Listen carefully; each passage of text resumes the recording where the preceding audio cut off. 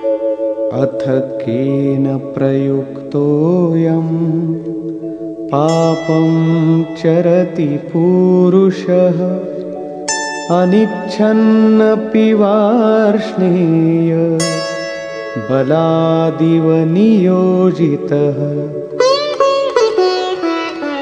हे कृष्ण, फिर ये पुरुष बरबस घसीट कर लगाए हुए के सदृश न चाहता हुआ भी किसकी प्रेरणा से पाप का आचरण करता है?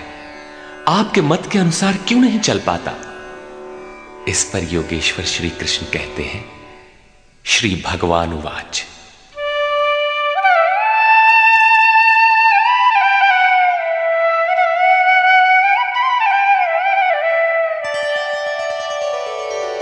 काम एष क्रोध एष रजो गुणसमुद्भवः महाशनो महापाप्मा विद्येनमिह वैरिणम्। अर्जुन, रजोगुण से उत्पन्न ये काम और ये क्रोध अग्नि के समान भोग भोगने से कभी न तृप्त होने वाले बड़े पापी हैं। काम क्रोध राग द्वेष के ही पूरक है। अभी मैंने जिसकी चर्चा की थी, इस विषय में तू इनको ही शत्रु जान। अब इनका प्रभाव बताते हैं।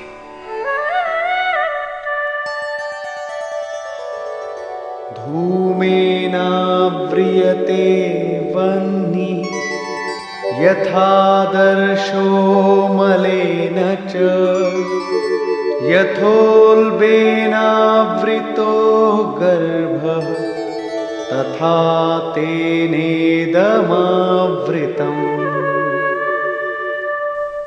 जैसे धुएं से अग्नि और मल से दर्पण ढक जाता है, जैसे जेर से गर्भ ढका हुआ है, ठीक वैसे ही काम क्रोधादि विकारों से यह ज्ञान ढका हुआ है।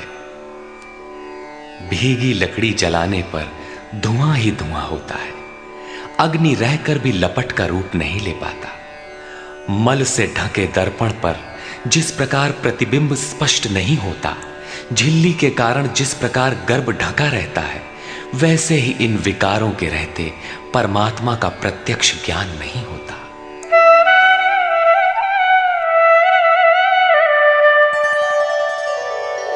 आवृतं ज्ञानमेतेन ज्ञानिनो नित्यवैरिणा कामरूपेण कौन्तेय दुष्पूरेणानलेन च।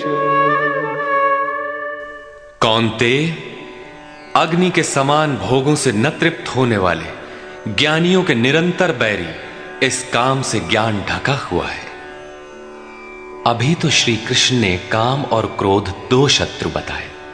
प्रस्तुत श्लोक में वे केवल एक शत्रु काम का नाम लेते हैं। वस्तुतः काम में क्रोध का अंतर्भाव है।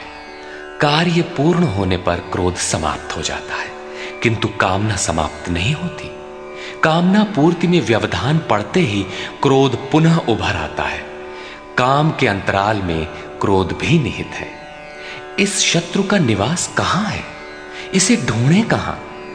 निवास जान लेने पर इसे समूल नष्ट करने से सुविधा रहेगी। इस पर श्री कृष्ण कहते हैं,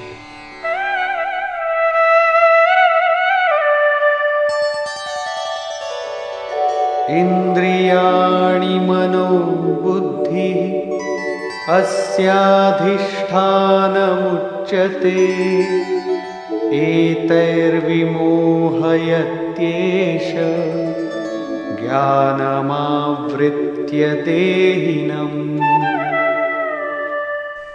इंद्रियां, मन और बुद्धि इसके वास स्थान कहे जाते हैं। ये काम इन मन, बुद्धि और इंद्रियों के द्वारा ही ज्ञान को आच्छादित करके जीवात्मा को मोह में डालता है। तस्मात् त्वमिन्द्रियाण्यादौ नियम्य भरतर्षभ पाप्मानं प्रजह्येनं ज्ञान विज्ञाननाशनम्। इसलिए अर्जुन, तू पहले इंद्रियों को नियम में संयत कर, क्योंकि शत्रु तो इनके अंतराल में छिपा है। वो तुम्हारे शरीर के भीतर है, बाहर खोजने से वो कहीं नहीं मिलेगा। इंद्रियों को वश में करके ज्ञान और विज्ञान का नाश करने वाले इस पापी काम को ही मार। यह हृदय देश की अंतर जगत की लड़ाई है। काम सीधे पकड़ में नहीं आएगा, अतः विकारों के निवास स्थान का ही घेराव कर लो, इंद्रियों को ही संयत कर लो। किंतु इंद्रियों और मन को संयत करना तो बड़ा कठिन है। क्या ये हम कर पाएंगे?